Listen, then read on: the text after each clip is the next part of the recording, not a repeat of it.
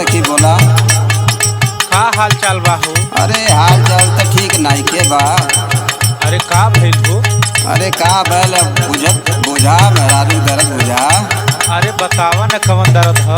अरे वह सुना सुनावा। मोर सजनवा हो अरब सऊदी में कमाए। मोर सजनवा हो अरब सऊदी में कमाए। मोर सजनवा हो अरब सऊदी में कमाए। सऊदी में कमाए हो सऊदी में कमाए मोर बलमुआ हो। मोर सजनवा हो अरब सऊदी में कमाए। मोर सजनवा हो अरब सऊदी में कमाए। मोर सजनवा हो अरब सऊदी में कमाए।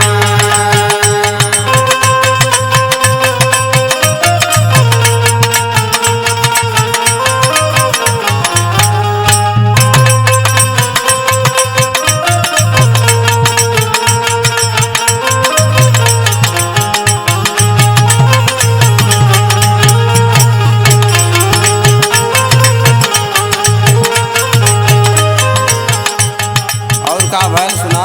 सुनावा। दाल भात करे मन ही न भावे। मन ही न भावे हो मन ही न भावे। मन ही न भावे हो मन ही न भावे। रोज बस के उनकर याद सतावे। याद सतावे हो याद सतावे। याद सतावे हो याद सतावे। दाल भात रोटी करे मन ही न भावे। रोज बस के उनकर याद सतावे। मिले बाद मन करे उनके ना सुझाए मोर बलमुआ हो। मोर सजनवा हो अरब सऊदी में कमाए। मोर सजनवा हो अरब सऊदी में कमाए। मोर सजनवा हो अरब सऊदी में कमाए।